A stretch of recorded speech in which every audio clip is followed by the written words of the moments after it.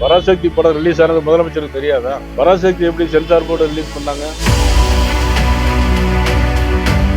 அண்ணாவோட பேசிய வசனங்கள் அதுல மியூட் செய்யப்படுது. ஏன் அண்ணா பார்த்தா என்ன பயம்? மாநில அரசுடைய அழுத்தத்தின் காரணமாக நீ அது ரெட் ஜெயின் மூவி டாபிக். இடி ஐடி மாதிரி சென்சாரையும் சென்சார் போர்டையும் பயன்படுத்துறாங்கன்னு சொல்லி அப்போ பராசக்தி படம் ரிலீஸ் ஆனது முதலமைச்சருக்கு தெரியாதா?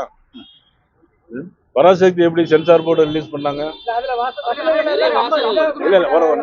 எப்படி அதாவது இடி ஐடி சென்சார் போர்டு அப்படின்னு சொல்லி ஆயத்தை எடுத்துன்னு சொல்லியிருக்காங்க.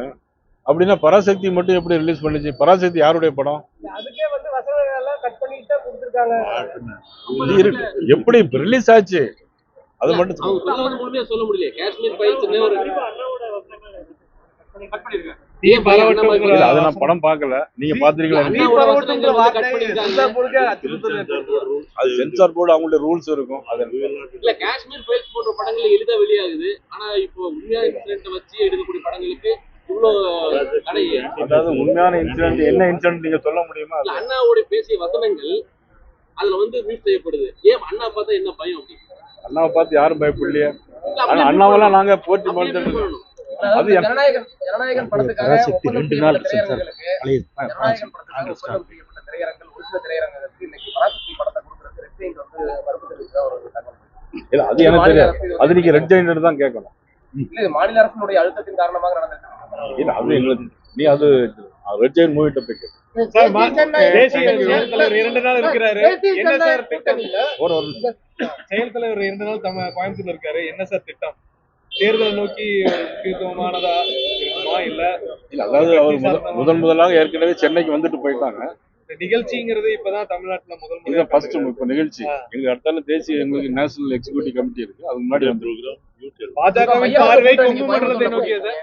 மையக்குழு கூட்டம் பாஜக மையக்குழு கூட்டம் கோயம்புத்தூர் கொங்கு மண்டலத்தை அதிகமா டார்கெட் பண்ணிட்டு இருக்கீங்க அண்மை காலமாகவே. இதுல என்ன அதிக இடங்களை அறுவடை செய்யுங்க? கொங்கு மண்டலத்தை மட்டும் டார்கெட் பண்ணல, தமிழ்நாடு முழுவதும் தமிழகம் முழுவதும் டார்கெட் பண்ணாலும் கொங்கு மண்டலத்தை அதிக அக்கறை செலுத்துவதற்கான காரணம் 4-5 தடவை கோயம்புத்தூர் மட்டும் தான் வந்திருக்கீங்க. தமிழ்நாட்டுல வேற எங்கேயும் அதிகமா போலாம். வந்தது தப்பாங்க. அதிக இடங்கள் கொங்கு மண்டலத்தில் அதிகமா நீங்க எல்லாம் இருக்கிறீங்கனால தான். செய்திகளை உடனுக்குடன் தெரிந்து கொள்ள கீழ்கண்ட கேபிள் மற்றும் டிடிஹெச் நெட்வொர்க்குகளில் எம்நாடு செய்தி தொலைக்காட்சியை காணுங்கள். பாதகம் செய்பவரை கண்டால் நாம் பயம் கொள்ளலாகாது பாப்பா. மோதி மிதித்துவிடு பாப்பா, அவர் முகத்தில் உமிழ்ந்துவிடு பாப்பா. அண்மை செய்திகளை உடனுக்குடன் தெரிந்து கொள்ள இணைந்திருங்கள் எம்நாடு தொலைக்காட்சியுடன்.